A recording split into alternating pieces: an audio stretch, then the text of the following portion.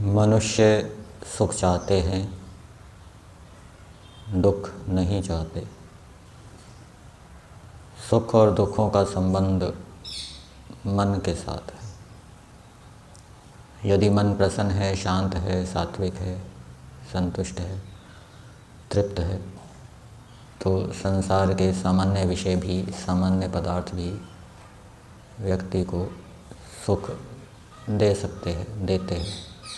और यदि मन अप्रसन्न है, असंतुष्ट है, तो संसार के उत्तम से उत्तम विषय, उत्तम से उत्तम पदार्थ भी मनुष्य को सुख प्रदान नहीं कर सकते।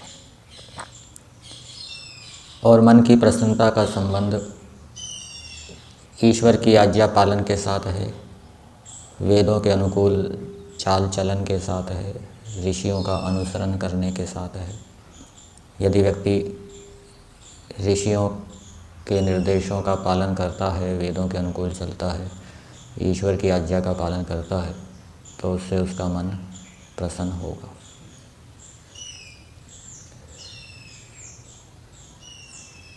ईश्वर की आज्ञा का पालन करने वाले धार्मिक व्यक्ति को सतर्क सावधान भी रहना चाहिए। कभी कभी धार्मिक व्यक्ति अच्छे कार्य करता है, धर्म के कार्य करता है, उससे उसको धन संपत्ति की प्राप्ति होती है, यश की प्राप्ति होती है, उसकी स्तुति होती है। और यदि उसके पास और दूसरी आध्यात्मिक विद्या नहीं है, तो इन प्राप्तियों के कारण उसमें अभिमान उत्पन्न हो सकता है। अभिमान दोष भी मन को अशुद्ध कर देता है और उस अभिमान के कारण और भी अनेक क्लेश उस धार्मिक व्यक्ति के मन के अंदर उत्पन्न हो सकते हैं। इसलिए धार्मिक व्यक्ति को ये ध्यान रखना चाहिए कि मेरे अंदर अभिमान उत्पन्न ना हो।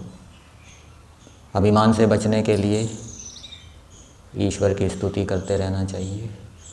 उसने जो उपलब्धि प्राप्त की, उसका जो यश हो रहा है, कीर्ति हो रही है, उसमें केवल उसके अकेले का ही योगदान नहीं है, अनेक व्यक्तियों का योगदान है, ईश्वर का भी उसमें योगदान है। ऐसा यदि ज्ञान विज्ञान उसके पास होगा, उसको दोहराता रहेगा, तो उसके अंदर अभिमान उत्पन्न नहीं होगा। अभिमान उत्पन्न हो जाने के कारण व्यक्ति प्रमाद करने लगता है, धर्म के कार्यों में प्रमाद करने लगता है। जैसे धर्म का एक अवयव है इंद्रियों को नियंत्रण में रखना, धृति, क्षमा, दमो, स्थेयम, शौच, इंद्रिय निग्रह, धीर विद्या, सत्यम, अक्रोधो, दशकम धर्म लक्षणम। तो जो धार्मिक व्यक्ति अभिमान से युक्त होगा, पहले तो वो इंद्रियों पर नियंत्रण करता था, अभिमान उभरने के कारण अब वो अनावश्यक हानिकारक भी देखने लगेगा, अनावश्यक हानिकारक भी सुनने लगेगा, अनावश्यक हानिकारक भी खाने लगेगा। वो ये मानेगा कि इसको करने से मेरे को कुछ नहीं होगा, मेरा कुछ नहीं बिगड़ेगा। जबकि सच्चाई ये है, वास्तविकता ये है कि व्यक्ति का पतन कभी भी हो सकता है, समाधि प्राप्त व्यक्ति भी गिर सकता है।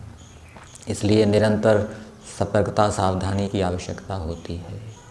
सतर्कता सावधानी के हटते ही व्यक्ति अधर्म आचरण करेगा, इंद्रियों पर नियंत्रण करना छोड़ देगा। परिणाम स्वरूप मन के अंदर अनेक प्रकार के क्लेश वासनाएं उत्पन्न होगी, जो मन को अशुद्ध कर देगी और वो उसके भावी दुख का कारण बनेगी। इसलिए धार्मिक व्यक्ति भी धर्म के आचरण में, धर्म के जितने अवयव हैं, ईश्वर की आज्ञा के जितने विभाग हैं, उन सब में सतर्क सावधान रहे, प्रमाद ना करे।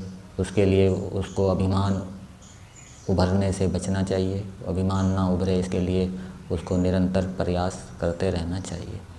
इस प्रकार से वो अपने मन को और अधिक शुद्ध रख सकता है और अपने जीवन को सुख में बना सकता है।